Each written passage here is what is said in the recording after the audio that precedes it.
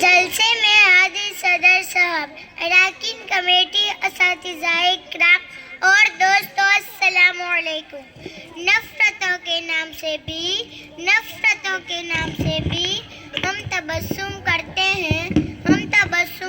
ہیں، محبتوں کے ساتھ ہم تکلم کرتے ہیں۔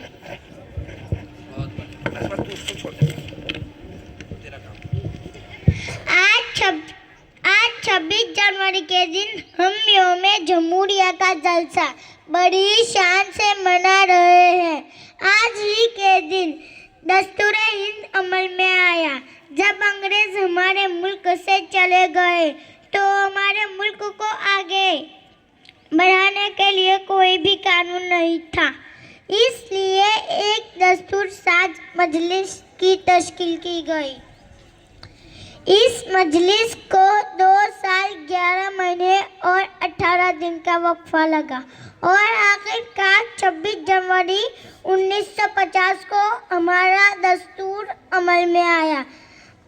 میں سبھی کو عوامی دن کی بہت بہت مبارکباد پیش کرتے ہوئے میری تقریر ختم کرتی ہوں۔ زندگی سے کیا لیتا ہے، شہادت تن اپنا ہے، سرحدوں پر دفن ہو گئے، وردی ہے کفن اپنا۔